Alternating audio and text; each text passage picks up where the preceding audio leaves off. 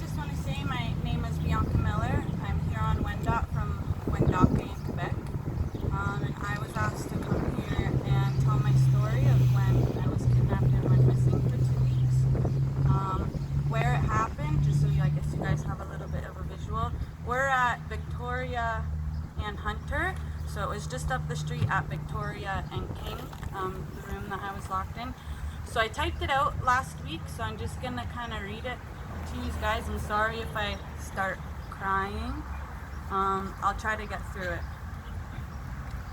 Oh, there's a trigger warning too, so I don't go into detail about the rape or anything, but there is a trigger warning if you're a recovering addict. There's talk about drug use and that, and suicide as well. So I just want to let everyone know there's definitely a trigger warning.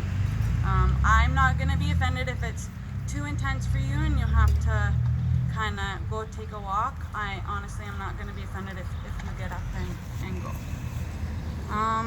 So I just want to start this off by saying just because someone is an addict does not mean it's okay for them to be kidnapped, go missing, get raped, or be murdered. If you have that view, then unfortunately my story isn't for you. I was an addict for over a decade when I was kidnapped.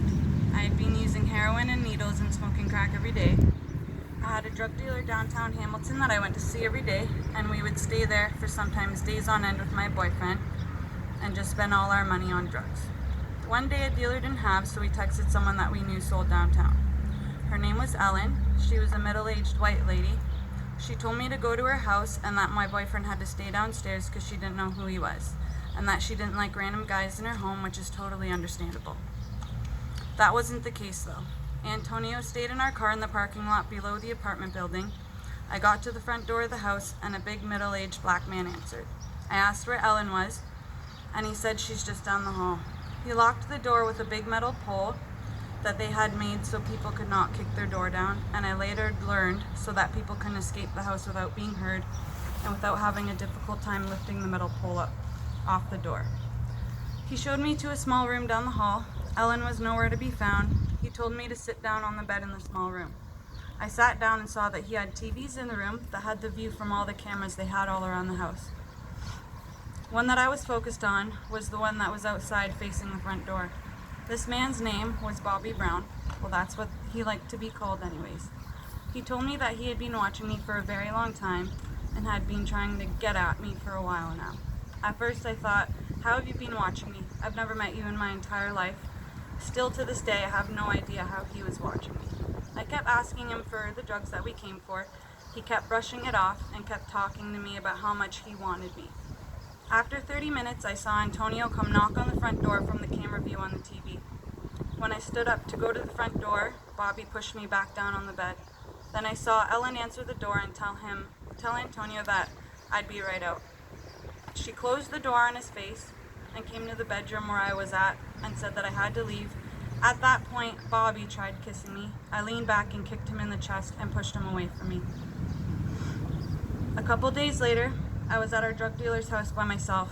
He needed to use my car to pick up, so I was alone at his apartment with a girl named Angel without my car or any way to leave. Our drug dealer told us, do not open the door for anybody. I had told him what Bobby had done, and despite being a drug dealer, he was actually pretty good to me and Antonio. He was from the same place in Kingston, Jamaica as Bobby was, so he explained to me how dangerous Bobby was and what I was up against. I still didn't believe this man would hurt me. I've always been pretty well protected, and whenever something has happened to me, there's always been repercussions. While we were in my drug dealer's apartment waiting for him to come back, we heard a knock at the door, and while I was telling Angel not to answer it, she opened the door and Bobby came storming in. I got up to leave, but he said, you better sit the F down and stay the F there. Thankfully, our drug dealer showed up right after. He looked around the room, and by the look in his eyes, he knew it was about to hit the fan. He tried handing me the wrong set of car keys, and of course, I said those aren't my keys. So he gave me a look, then took out my actual car keys. When he was handing them to me, Bobby ripped them out of my drug dealer's hands before my keys even touched my hand. I realized right away that this is why my drug dealer tried giving me the wrong keys. I was stuck in that apartment for 24 hours trying to get my keys back. Bobby took over my drug dealer's apartment. We tried everything. I blacked out for most of the time. I don't remember much of those 24 hours. I think it was my body's way of protecting me from what happened. Finally, at about 12 p.m. the next day, one of our friends that was a prostitute came over. We asked her if she could take Bobby into the bathroom. Most guys that are high on crack and heroin fall asleep when they have sex or get oral sex done to them. So that's what she went into the bathroom to do. 10 minutes later, she came out with my keys, and my drug dealer told me to get out of there before he wakes up. Once again, a few days later, I was at my drug dealer's house. He was taking a break and having a nap on the couch.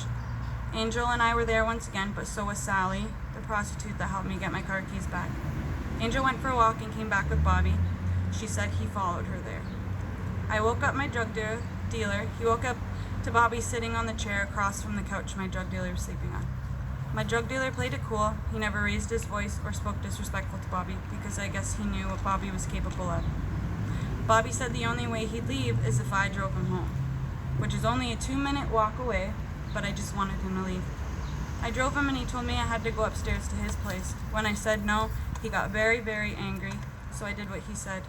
We got upstairs. I could see him looking at my pocket where my phone was. He grabbed me by my pocket of my pants and ripped my phone out, ripping my pants as well. I had my knife in my other pocket and was holding on to it, but I knew this man was a lot bigger and stronger than me and could turn my own knife on me in a second. I begged for my phone. Ellen came in the room and started screaming at me. They both pushed me and told me to get out of there.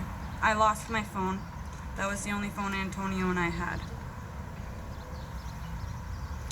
Only 2 days later, Antonio went to our drug dealer's house while I was laying in bed with horrible withdrawals. I couldn't even get up to have a cigarette. I was in and out of sleep.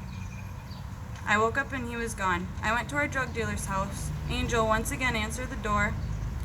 She wouldn't let me inside and told me Antonio was at Bobby's house picking up for us. I instantly got worried. I knew what Bobby was capable of. He had already said that he thought Antonio was the only thing getting in the way of Bobby getting at me. I walked over to Bobby and Ellen's house. Ellen answered the door. I asked where Antonio was. He said he's inside. I walked in the door and she instantly locked it behind me.